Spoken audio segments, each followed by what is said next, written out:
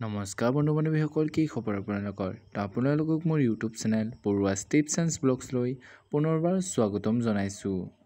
আজিৰ ভিডিঅ'টো লৈ আহিছোঁ অসমৰ সেইসকল ছোৱালীৰ বাবে যিসকলে অসম পুলিচত জইন কৰিম বুলি ভাবি আছে, কিন্তু তেওঁলোকে নেজানে যে ইয়াৰ চিলেকশ্যন প্ৰচেছ কেনেকুৱা হ'ব, এডুকেশ্যনেল কোৱালিফিকেশ্যন কিমান লাগিব, হাইট এইজ কিমান লাগিব।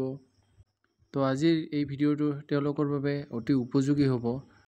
আসাম পুলিচত এজ এ কনষ্টেবল জইন কৰিবলৈ কি কোৱালিফিকেশ্যন লাগিব সকলো ডিটেইলছ সহকাৰে এই ভিডিঅ'টিৰ যোগেৰে জনাম। চাই যাওক ভিডিঅ'টো লাষ্টলৈকে। এইখিনিতে আপোনালোকৰ ওচৰতে ৰিকুৱেষ্ট যে যদিহে আপোনালোকে আমাৰ চেনেলটো এতিয়ালৈকে ছাবস্ক্ৰাইব কৰা নাই, তেনেহ'লে চেনেলটো ছাবস্ক্ৰাইব কৰিব আৰু কাষতে থকা বেল আইকনটো অলপ প্ৰেছ কৰিব, যাতে আমি দিয়া এনেকুৱা জব ইনফৰমেশ্যনৰ ভিডিঅ' আপোনালোকে প্ৰথমতে পাব পাৰে। ব'লক আজি ভিডিঅ'টো আৰম্ভ কৰোঁ। প্ৰথমতে আহিছোঁ ইয়াৰ এজ লিমিট। অসম পুলিচত জইন কৰিবলৈ কেণ্ডিডেটজনীৰ মিনিমাম এজ 18 হ'ব লাগিব আৰু মেক্সিমাম এজ 25 ইয়াৰ্ছলৈকে অনলাইন এপ্লাই কৰিব পাৰিব। লগতে ইয়াত চিলেকশ্যনো দিব SC STP STH সকলক 5 বছৰ আৰু OBC MOBC সকলক 3 বছৰ। এতিয়া আহিছোঁ ইয়াৰ এডুকেশ্যনেল কোৱালিফিকেশ্যনত। যদি কেণ্ডিডেটজনীয়ে কনষ্টেবল AB জইন কৰিব বিচাৰে তেন্তে চিম্পল 10 পাছ কৰিলে হ'ব, আৰু যদি কেণ্ডিডেটজনীয়ে কনষ্টেবল UB জইন কৰিব বিচাৰে তেনেহ'লে HS পাছ কৰা হ'ব লাগিব। আৰু যদি কেণ্ডিডেটজনীয়ে কনষ্টেবল APRত জইন কৰিব বিচাৰে কেণ্ডিডেটজনী ছায়েন্স ষ্ট্ৰীমেৰে HS পাছ কৰা হ'ব লাগিব। যদি তোমালোকে নাজানা যে কনষ্টেবল UB মানে কি, AB মানে কি, তাৰ ওপৰত মই ভিডিঅ' বনাই দিম, তোমালোকে কমেণ্ট কৰি জনাবা।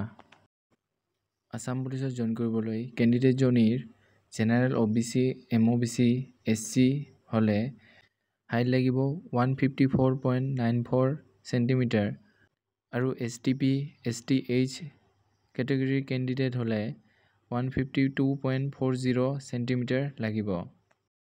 ইয়াৰ ফিজিকেল এফিচিয়েঞ্চি টেষ্টত ছোৱালীৰ বাবে থাকে দুটা ইভেণ্ট, দৌৰ আৰু লং জাম্প। ইয়াত 1600 মিটাৰ দৌৰিব দিব ছোৱালীসকলক, টাইম দিয়া থাকিব 8 মিনিট আৰু মাৰ্ক থাকিব 20। ইয়াত কিমান মিনিটত দৌৰিলে কিমান নম্বৰ পায় তাৰ ওপৰত মোৰ অলৰেডি ভিডিঅ' বনোৱা আছে, তোমালোকে চাই ল'বা। লং জাম্প দিয়া হৈছে 12.5 ফুট, য'ত 3টা চান্স থাকিব।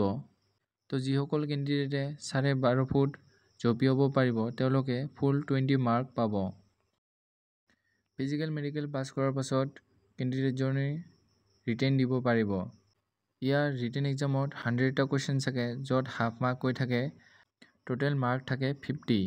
ইয়াত MCQ type, elementary arithmetic, general English, logical reasoning, mental ability, Assam history, geography, polity, economy, general awareness, general knowledge and current এফেয়াৰ্ছৰ পৰা কুৱেশ্যন আহে। ইয়াৰ ৰিটেন এক্সামত ক'ৰ পৰা কেনেকুৱা কুৱেশ্যন আহে, কি কিতাপ পঢ়িব লাগিব তাৰ ওপৰত ভিডিঅ' বনাই থোৱা আছে, তোমালোকে চাই ল'বা। কেণ্ডিডেটজনে ৰিটেন এক্সামত পাছ কৰাৰ পাছত তাৰ ভাইভা টেষ্ট হ'ব, য'ত 5 মাৰ্ক থাকে।